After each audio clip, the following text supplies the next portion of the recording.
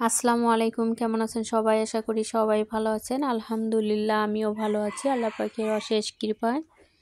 যে যেখান থেকে আমার এই ভিডিওটি দেখছেন সবাইকে আন্তরিক মোবারকবাদ। যদি আমার এই ভিডিওটি ভালো লেগে থাকে প্লিজ চ্যানেলটি সাবস্ক্রাইব করবেন, আর অলরেডি যারা করেছেন তাদেরকে অসংখ্য ধন্যবাদ। দেখতেই পাচ্ছেন সুন্দর একটা রেসিপি নিয়ে আপনাদের মাঝে হাজির হয়েছে। আজকে আমি গরুর ভুঁড়ি রান্না করে দেখাবো। কড়াই গরম হয়ে গেছে, এখন গরম কড়াইয়ে তেল দিয়ে দিচ্ছি। এদিকে আমি পেঁয়াজ ও রসুন কুচি করে রেখেছি, এটা এখন গরম তেলে দিয়ে দেব। দেওয়ার পর বেশ কিছুক্ষণ এটা ভেজে নেব, যতক্ষণ না লাল হয় এটা ততক্ষণ নাড়তেই থাকবো।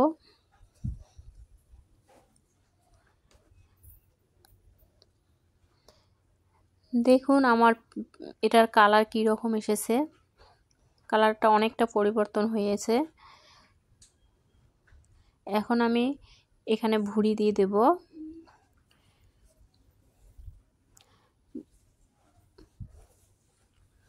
ভুঁড়িগুলো আমি ছোট ছোট করে কেটে নিয়েছি।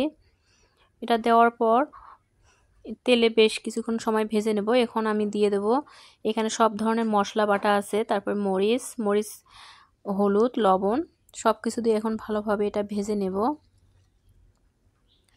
ভেজে নিয়ে একটু পানি দিয়ে দিলাম, যেহেতু ভুঁড়ি একটু শক্ত হয়। এটা দুইবার পানি দিয়ে সিদ্ধ করে নেব, একবার তেলে ভেজে নেব আর দুইবার পানি দিয়ে ভালোভাবে সিদ্ধ করে নেব। আর এটা ভালোভাবে সিদ্ধ না হলে কেমন শক্ত হয়ে থাকে। দেখুন কতটা লোভনীয় মনে হচ্ছে।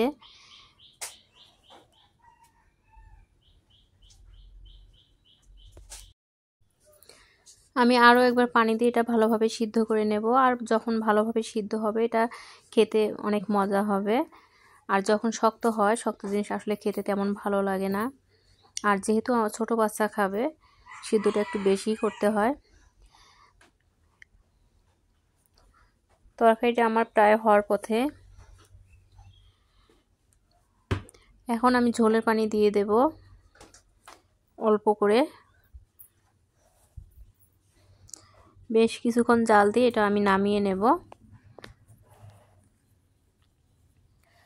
দেখুন তরকারিটা আমার হয়ে গেছে প্রায়।